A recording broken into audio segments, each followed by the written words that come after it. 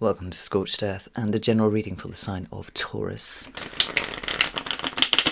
Sun, Moon or Ascendant for Capricorn season 2025. I hope you're all well. I think I am. I'm not sure. I just had to check in with myself there for a second. Yeah, I'm a little bit croaky, but I am otherwise well. So, obviously, Capricorn season runs from toward the end of December 2025 into the new world of January 2026. So, I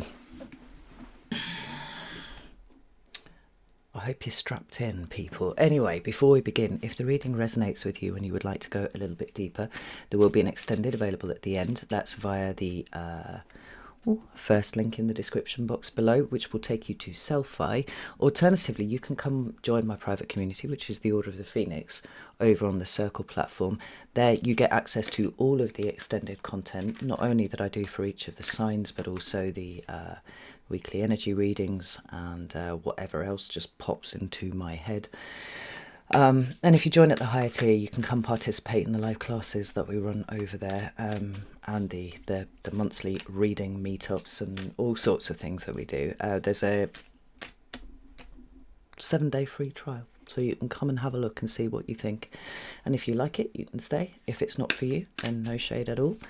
You do what's right for you, you know. Anywho, Taurus, let's get this camera flipped. Let me press the right button. There we go. And have a look at what's going on with you. Now, because it is the season of the year that straddles the old and the new, I think we might spend a little bit more time on the old than the new, because, well, I won't be doing other videos about that, frankly. But anyway, let's have a look. Could I have 3 cards in the past for Taurus, please?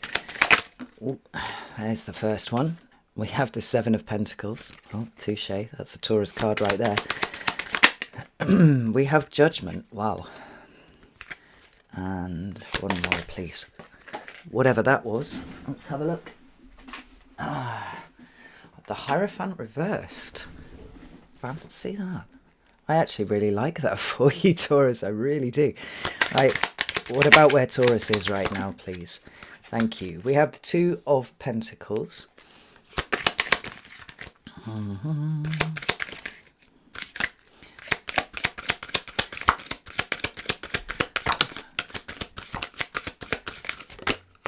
Oh, there's the next one, the Star. I love this. I'm actually loving everything about this reading for you so far, Taurus. Let's get one more card out if there is another. Oh, yes. I knew there was going to be one just then because I got goosebumps. Anyway. Lovely. And what's coming towards Taurus, please, for Capricorn season? We have the 8 of Wands showing up. What's coming towards Taurus? We have the 5 of Pentacles, another Taurus card, interestingly. And the High Priestess. We have the 5 of Swords at the bottom of the deck now. And there's a journey here. Like we're literally witnessing the overarching view of the journey that you have been on, and that continues, I would say. You notice that we've got some canny major arcana on the table. I'll find my little piece of selenite. Let's start over here, because rather than just looking at the last 6 weeks or so, like these cards here are almost looking at the totality of 2025 for you, what it's been about and why it's happened the way that it has. And you will notice that we've got, you know, the big energy is actually underneath the surface, and even without that one being the Hierophant, which represents the sign of Taurus, I would have said that a lot of the changes that have happened for you have actually been sub rosa, like they've been under the surface, if you will, right, where other people cannot see them. It's not that it's a secret exactly, Taurus, but how do you communicate to people in a way that is truly meaningful what it is like to shift from one consciousness to another? I think unless people have been through it before themselves, it's not something that they can really understand, even if you were to pick the perfect words, right? So on the surface, we've got the 7 of Coins, Seven of Pentacles as it is. And, you know, I've talked about this card a lot in terms of its layered presentation. In the first instance, when the Seven of Pentacles shows up, it is an awareness that something in the environment is wrong. It doesn't gel with us anymore. And that could be the people that we are spending time with. It can be the job that we do. It could be the place that we live, sometimes, like quite literally like that. And I like the Seven of Pentacles because it's like a hold up kind of energy, right? We're taking a pause, we're taking stock, we're having a look around and seeing if what we've got around us, in whatever form that is something that feels aligned with us. And the Seven of Pentacles is that gnawing feeling somewhere that we're out of alignment with our environment, with everything that is around us, right? Now, the deeper level of the Seven of Pentacles takes us to the realization that actually the reason why we are not aligned with our environment or with the people that we're spending time with, or the job that we're doing, or the place that we're living, is not because anything significant about that exactly has changed, but actually we have changed, and what used to align with us does not anymore. I'm going to pull up this right away here. And I really, really like the Seven of Pentacles for that, because it's like, no, things aren't great. Like, they're not good. They're definitely not perfect. And so something needs to change. I mean, what this card for me is an expression of, is that changes, major changes that start on the inside first, as they always should, ultimately. But we almost have to go through this kind of funny wiggly trail where we go, why is everything just wrong around me?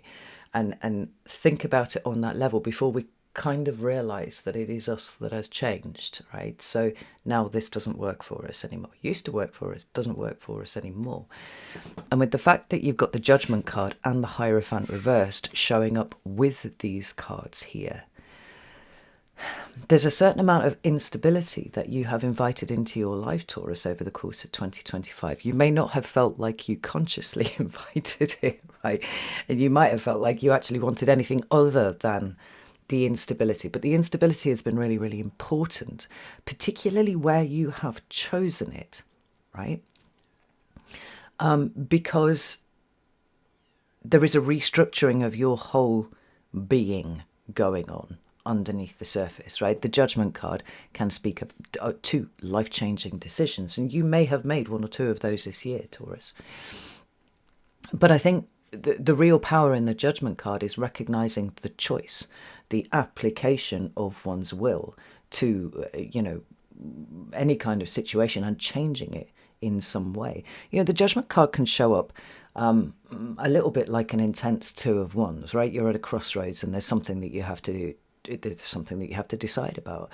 But more often for me, the Judgment card shows up when that Two of Wands isn't present as a crossroads energy, right? We have not been offered a clearly defined choice of column A or column B, for example, or path A, path B.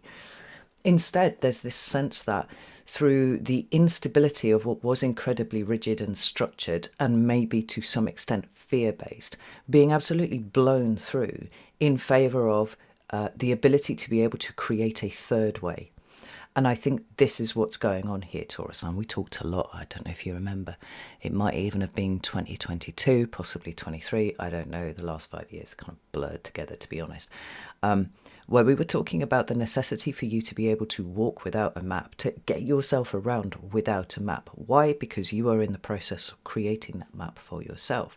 So the experiences of 2025, but probably the experiences before that.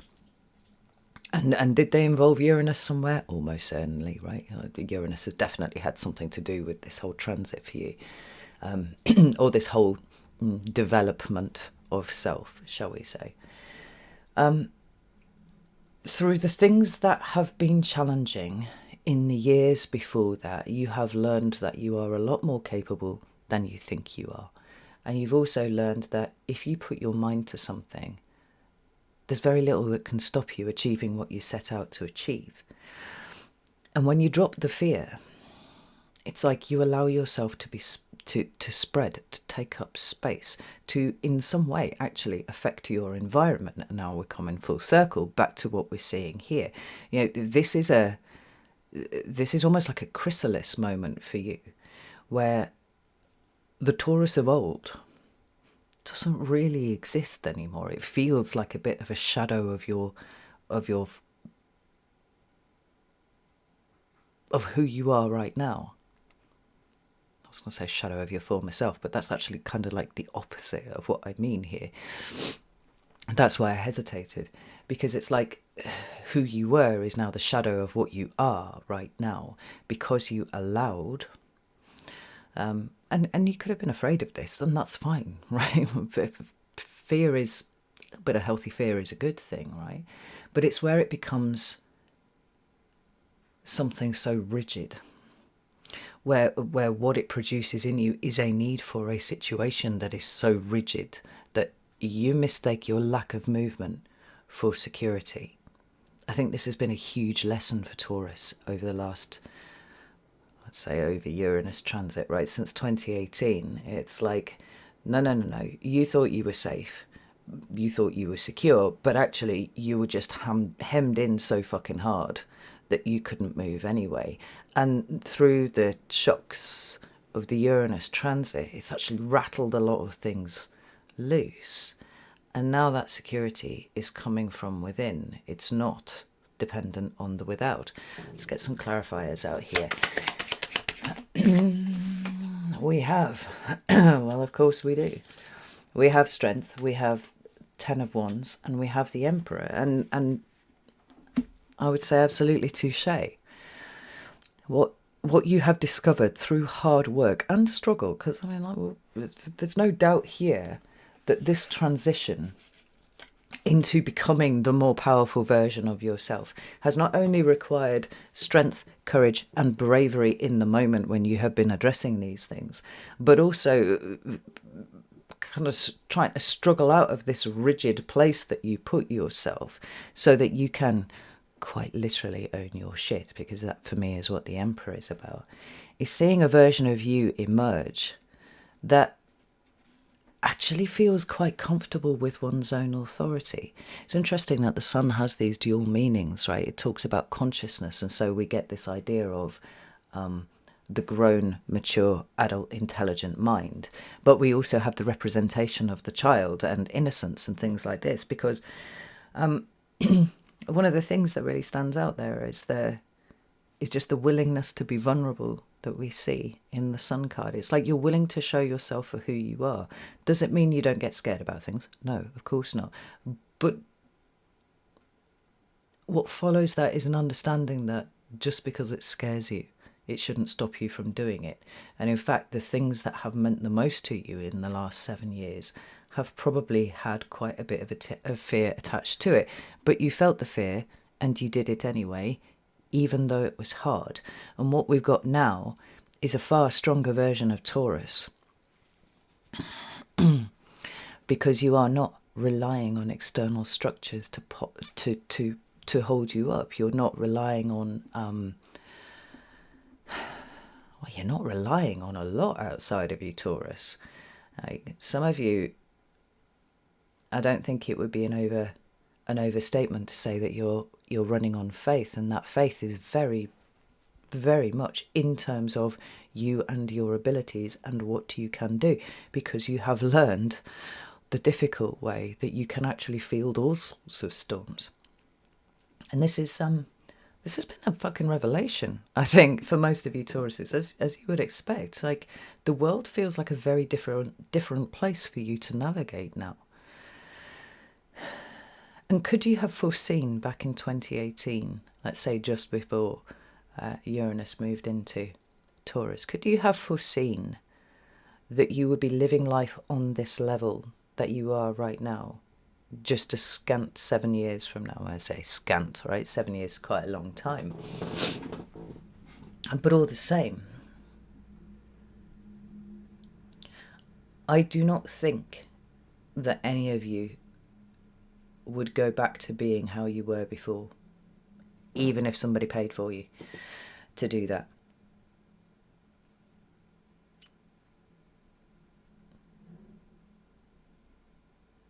Chronic insecurity, gone. Chronic anxiety, gone. Fear of being seen, gone. Fear of putting your head above the parapet, gone. Like, Taurus is a force now. I mean, you always were a force, right? But where that stubbornness used to kick in, right at the seat of it was fear. And that's what would make you dig in so hard. Now, it's an expression of your authority and your sovereignty within your own life. Like, you are an emperor in charge of an empire. It may be small at the moment, but it certainly will grow over the course of the next few years, because all of the restrictive elements are gone. Where were the restrictive elements? Largely inside, right? If your outer world is a reflection of your inner world, even that looks different now, right? So we move to the Two of Pentacles in the reverse with the Star card and Death. Excuse me, I'm going to have to cough a second. And I actually really like this for you, Taurus, because some of you have heard me describe the Two of Coins, the Two of Pentacles, as my card of coping. Right? It's my card of surviving more than anything else, right? There are lots of things to do, and these might be tasks, they might be your priority list, they may be all these sorts of things, right?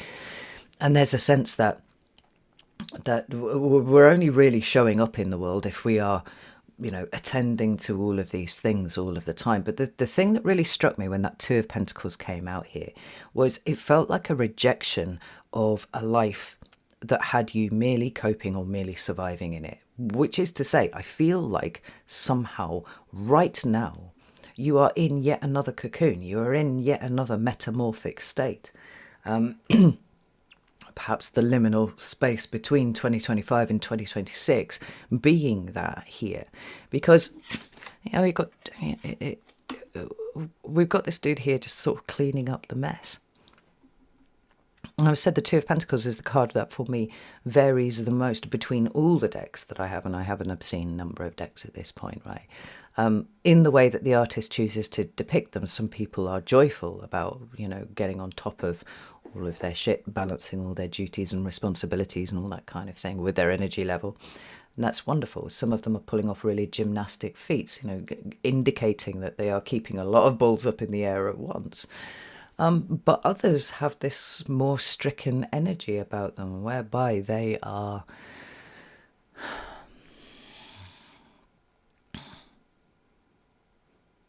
the coping is almost performative, right? And where it is performative, it is a fear of judgment that sits beneath, right? There's a fear of saying, I can't cope. There's a fear of saying, I can't do this. There's a fear of all these sorts of things, right? Sometimes in those aspects of cards. This one here, though, particularly with the Star and the Death card, it feels like you have entered a period of time where all of the pieces are now in place, right? Everything is where it should be in terms of you being able to access sovereignty, your own personal soul intelligence, right? The willingness to take responsibility for all aspects of your life. And if there is something that needs to be done that scares you a little bit, that at this point is insufficient to stop you from doing that thing, right? And it's here with the Star card and the Death card. Now, this is interesting because this represents Aquarius and Scorpio, and these are two energies that actually square you, Taurus, right? They sit 90 degrees around the scale, around the wheel from you. Whenever you have anything happening in Scorpio or Aquarius, they are going to be forcing some sort of action in whatever placement you have in Taurus, right? Because that's the point of these. But that notwithstanding, it feels like this is a submission to, almost a surrender to, the energy of the moment that says to you, Taurus, it's about time for us to do the thing, whatever the thing is, right? And it's like, what do you want to do? What do you dream of? Where do you go next? And I think for most of you, you don't know where you go next. You know, that Two of Pentacles in reverse could be equally as much is there any point in tidying up if I don't know if I'm going to be here in a month's time? I don't mean like literally in the house that you're living in, but in this energetic space that you're in right now. Because so much of this seems oriented more towards who you will be rather than who you have been, right? Cards number 2 always point us towards there being something internal that is going on. And, you know, some people will tell you that 2 cards are always about making a choice, making a decision. I don't think so, necessarily. Particularly with the 2 of Pentacles, often seems like a card of I've taken on too much, right? I've plucked all the aces and now I'm juggling everything around and this is hard and not getting any easier. I don't feel like that for you at all here. What I feel is that there are several things going on simultaneously. One is a surrender to, this is going to sound really weird to us, but like a surrender to who you are going to be, because you know that's coming in. By definition, that means that whatever is going on now is not going to stay the same, but that's okay because you don't need to control that. You've got control of yourself and you've got control of this process. And we see this guy here checking out the comet in the top of the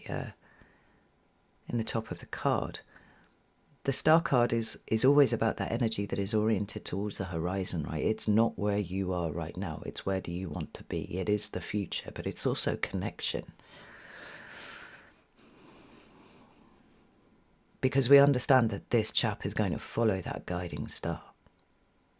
There is a moment where that great celestial body is speaking to this man down here and he goes, oh, B, I hear this, right? I'm following you. Let's go see where you meet the earth.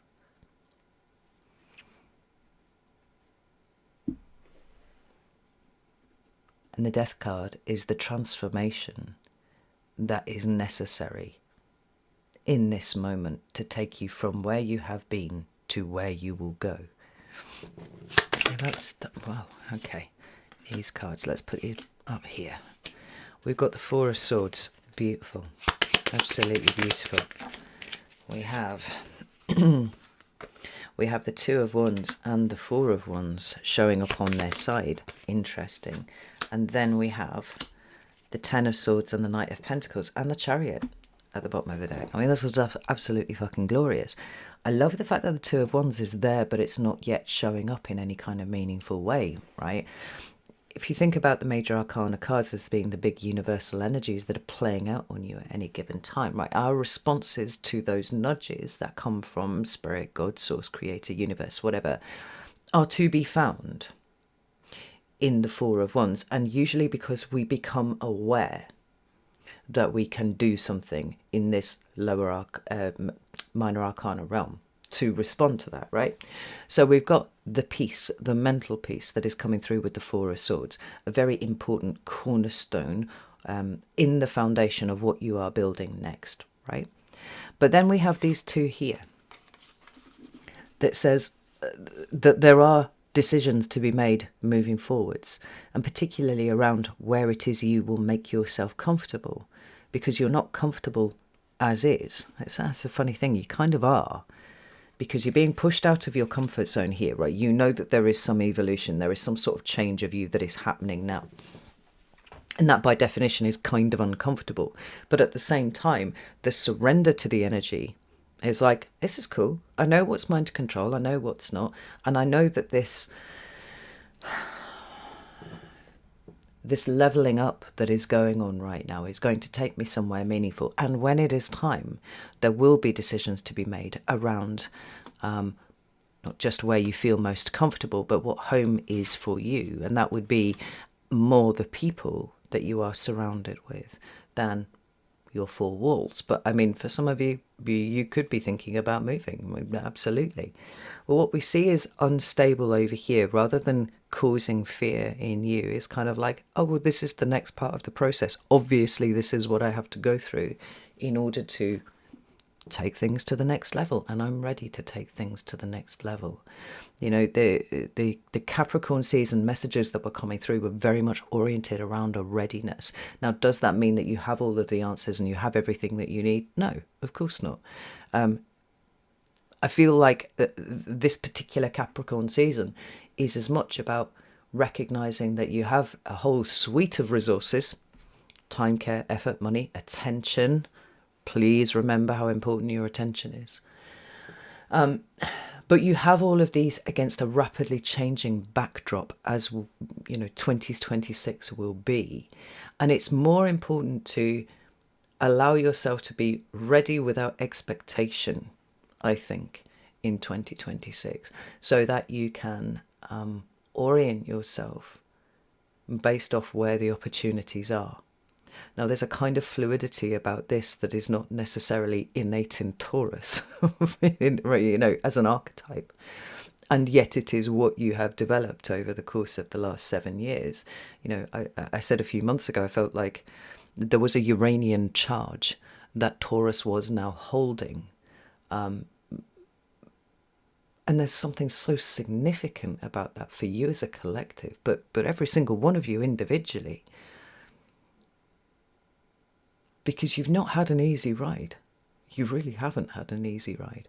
Now, I don't know whether it's like Stockholm syndrome, like when Pluto moved off my ascendant, and I was like, come back, please. And he's not there anymore, and I can feel the difference,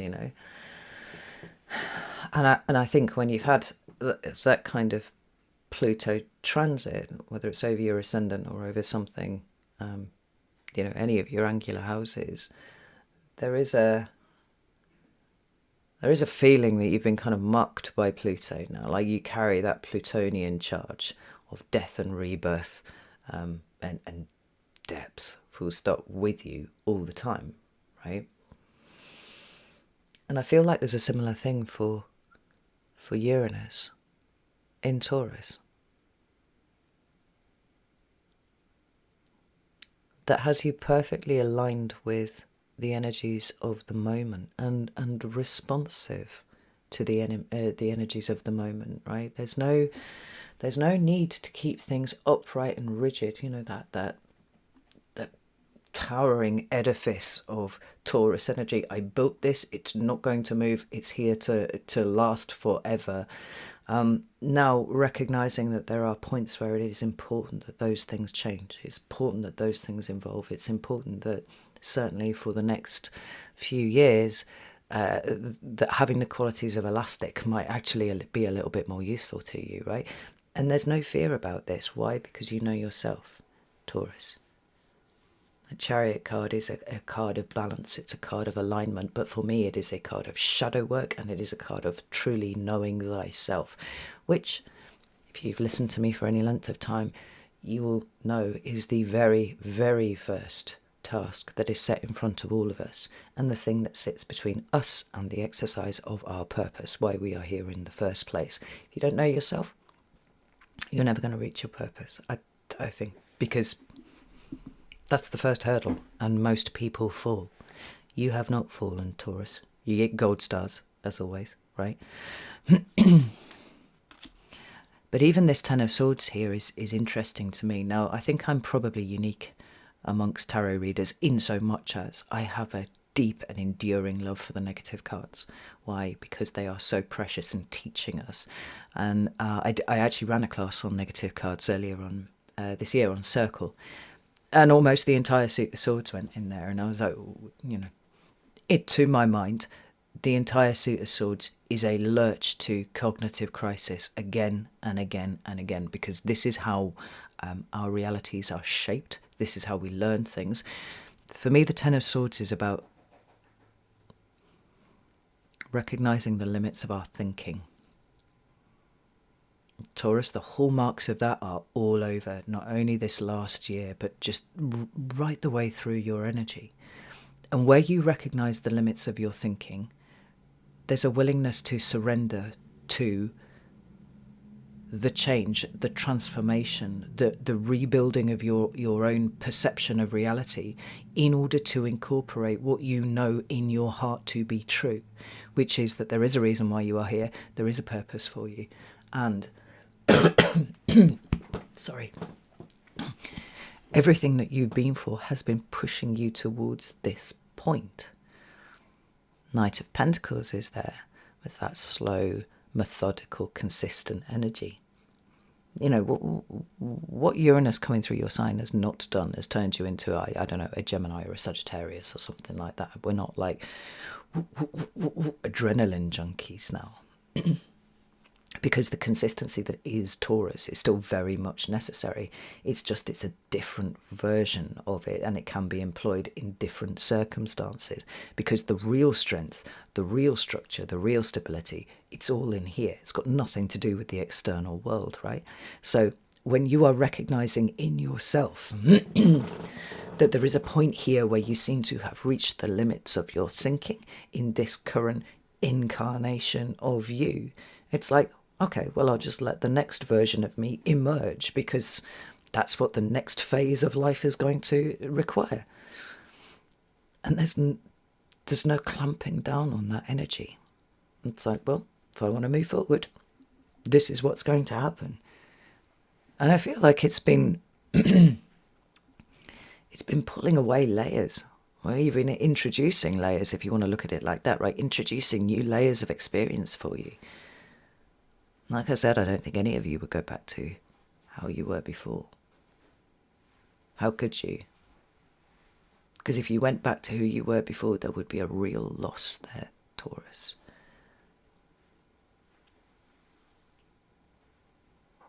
You would feel the loss.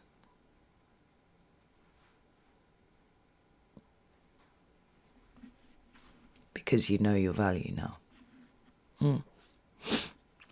And you understand that that is still evolving. Excuse me. So, towards the end of Capricorn season, we are, we're going to be a good 3 weeks into 2026, which is a fairly volatile year. I think it's an overstatement to call it a volatile year. It is, in numerology, a year one, start of a new cycle. In Chinese astrology, it is a fire horse year. Being a parent to a fire horse, as I am, I'm kind of side-eyeing that bit and being all like, oh god. I hope she doesn't turn into an absolute wrecking ball over the course of this year, but, we will see. And of course, in Western astrology, we have a number of really quite significant transits going on this year. Most of them, we have all of the outer planets in fire and air, which is, a whole thing. I don't want to get too much into the astrology of these things, but Uranus will certainly be playing a part. And as we know, you are now carrying a Uranian charge, which will probably serve you very well. But we have a whole reset of reality going on, and actually very early on in the year, outside the scope of what we're looking at here. But I think, in all honesty, Taurus, everything upticks from day one. The Eight of Wands for me is about amplification, acceleration, things starting to take off very, very quickly. The Eight of Wands is sometimes associated with fast-moving communication, like email, or I guess nowadays it would be the 24-hour news service, Twitter, social media, all of these things that can have a kind of, oh, look at me, an absolute dinosaur. I'm still calling it Twitter. It's still Twitter on my phone, to be honest. TikTok, X, whatever, that kind of thing. Like these would come under the auspices of the energy of the Eight of Wands, because it's about that fast movement, and it becomes communication because it's actually Mercury in Sagittarius, right? So there's the communication bit. But Mercury has a lot more going on besides, right? So Mercury is also governing the way that you think about things. And we're talking about how your perspective on reality is shifting and morphing, you recognizing the limits of your own cognition and stuff, we could see this upticking really quite fast. What I think is really interesting is that there is a way of reading these two together that suggests that intuitive bumps and intuitive nudges are actually going to uptick really quite spectacularly for you, literally from the ingress into 2026. I mean, to some extent, this may actually be happening for you already, Taurus. You know, these little nudges, these little aha moments, I mean, they may be starting to pile up and they may be becoming more frequent. But you can certainly expect that to continue right into, right into the meat of January 2026, because I think what it's going to do is it's going to expose very, very quickly where it is not good for you to be. We've got the Five of Swords over here, which is this, I describe this as a kind of cognitive loops. What we've got is instability in thinking, and down here we have instability in resources. They don't have to be material, they can be emotional, spiritual, mental, whatever, right? The Five of Pentacles is you don't have what you need here. And what I think is really interesting is that there's been so much below the surface stuff going on for you that kind of has you going, there's something not right about this, right? And going through that whole process that we were talking about before. And then here in Capricorn season, it's kind of like, oh no, I can see exactly where this is going. I can see how... Do you know what the Five of Swords is giving here for me? Right? Because I've talked about the Five of Swords a lot as that instability in the mental processes, right? So rather than following things to a logical conclusion, what we've got is things going absolutely skew with. So we've got your nervous system hijacking your whole decision-making process and things like that, right? Saying, I don't feel safe, therefore I need to choose the thing that is the least different from what I would usually do, because that is a tried and tested method of staying alive. Right, which is the only thing that your nervous system is actually that concerned about. And it's the only measurement that it uses to see whether it chose correctly before. Am I still alive? Yes, ergo it worked. Right. But the funny thing is, Taurus, and I don't know where this is coming from, this Five of Swords feels like shitty decision making that somehow seems to affect you. And to be clear, I don't feel like you're the one making the shitty decision. I feel like this is... It's kind of like realising everybody's fucking lost their minds. You know, everybody's going, oh yeah, this is a really good idea. And yet, it's like an Emperor's New Clothes moment, is what it's like.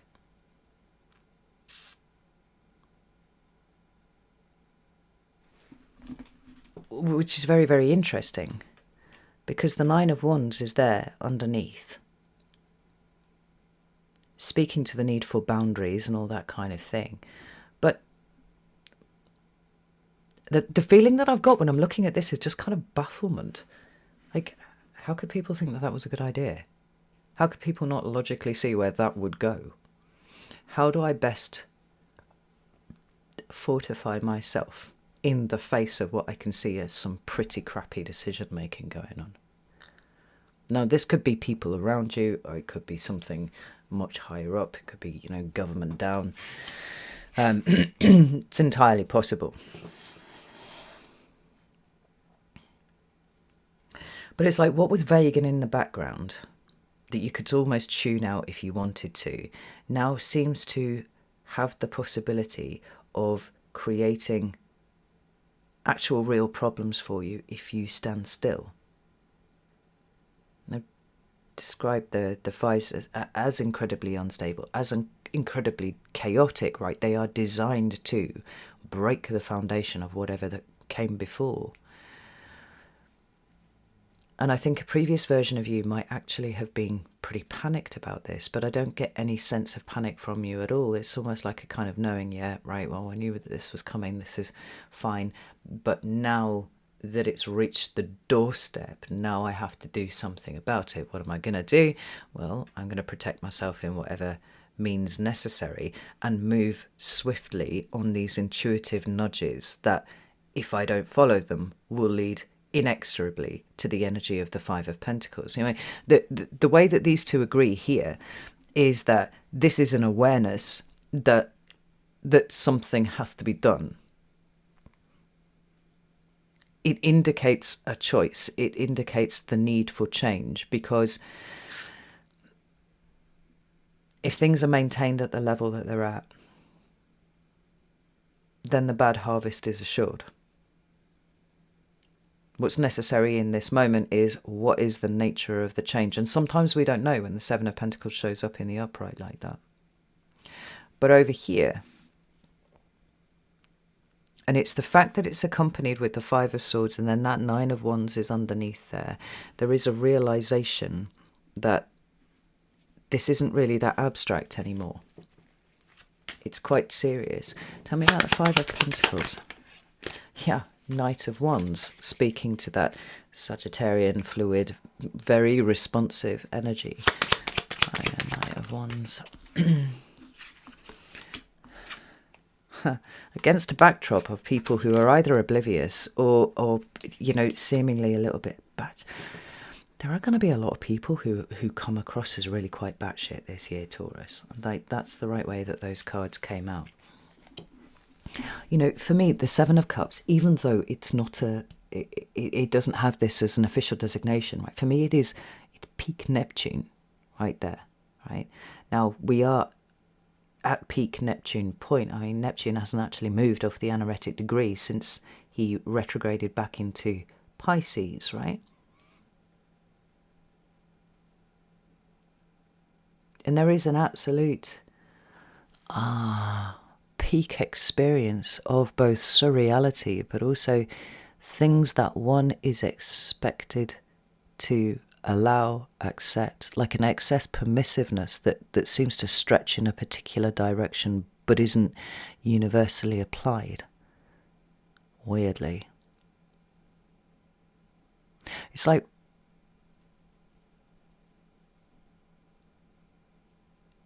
when everything's allowed,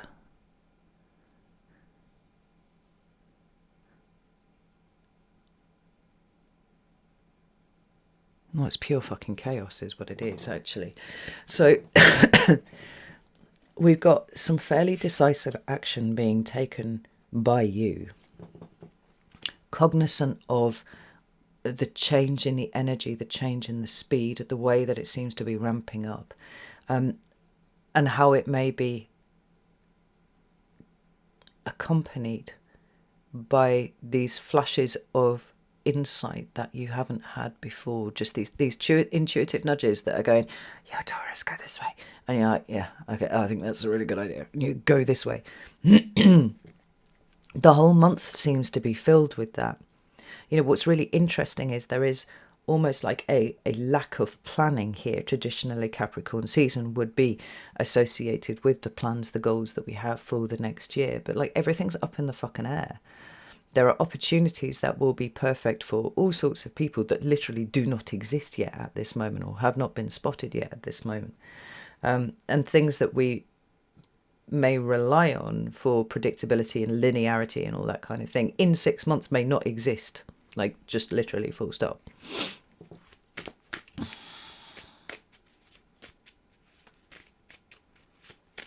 Which is not to say that planning is pointless at this point, but planning may distract you from opportunities as they arise. But I'm more concerned at this point about you leaning into your intuition when it speaks, knowing that it is time immediately to act, even if it's against a backdrop of everybody appearing to be batshit insane and agreeing with things that you think are ludicrous, right? And will inexorably lead to loss. This is very important because this is your card, Taurus. One of several cards that are allocated to Taurus within the Pentacle suit, right? So you understand this. You spent your entire life fighting against this, and there's a different kind of flow coming in here now, right? Because you know this, because you know what it looks like, and you're better able to take evasive maneuvers rather than hunkering down, anchoring down. You're like, no, I can be fluid in this moment, right? I can move where I need to move. and I do need to move, in whatever sense that speaks to you. I even just look at the way that these cards, oh, this fucking Knight of Wands is off, is away. And there's an obliviousness in this card, right? These people have got their back to us. They're staring at the promise. But what does it really mean? Is it being distorted? I think it is being distorted. Tell me about the High Priestess, please.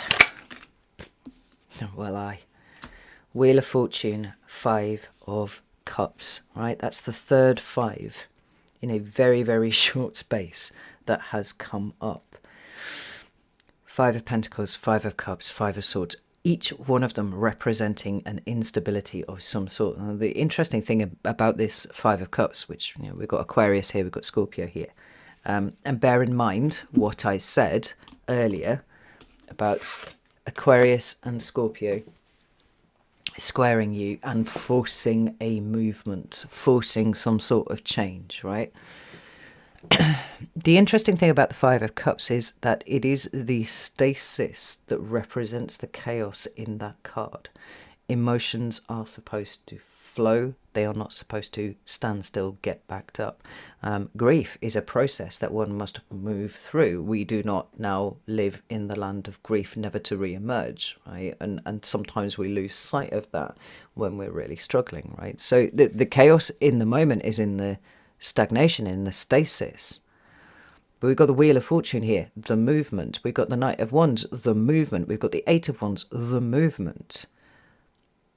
There are ways in which you are bobbing, weaving, ducking, diving this month out of the way of what frankly are extremely fucking predictable actions, reactions and outcomes. And you may well be walking around during the latter part of December and, you know, almost the entirety of January going, has everybody gone insane? Like, this is not a good... We should go this way. We should do this. Now, the extent to which anybody listens to you, I'm not sure this month, Taurus, to be honest. I know we talked about being teacher, being a leader, being guide. There are people over whom you have some level of influence. But I think in the first instance, this whole bit here, Capricorn season in its entirety, is about you getting used to the flow of the energy and how it will work this year. And probably, to some extent, you're doing that solo, which is fine. Because this 5 of Cups represents everything that you've been trying to move away from.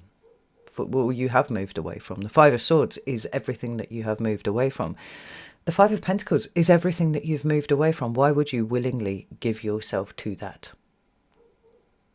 Like I said, it feels like a lot of shitty decisions, or perhaps the results of a lot of shitty decisions are heading your way. And if you were to sit and do nothing and simply accept them, then, you know, it would be on your own head for sure, because you know better. Why do you know better? Because you've got the 8 of Wands and the High Priestess telling you that you need to move, that you need to do this thing, you need to sidestep here, duck here, listen to that voice this month, Taurus. But also here you have the King of Swords. And this King of Swords here feels like, again, it feels like you're the only fucking logical voice in a sea of Neptunian babble that is going on around you, right?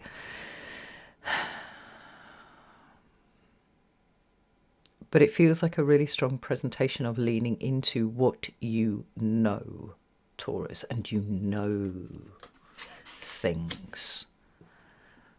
Because a stage is being set here. This is not the end result. A stage is being set here. And I don't think you want any part of it, whatever that means. So you make the decisions that allow you to sidestep, to bob, to weave, to roll, to do whatever you need to do. But I would not stand still.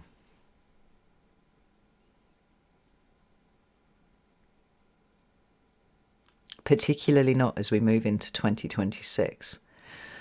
So I'm going to go and do the extended now, because this is very interesting. I want to look at I want to look at January more specifically, because I think that's where this big energy really comes flying in. So we've got a 3-week period that we're covering. We've got the first 10 days of the run up out of 2025, but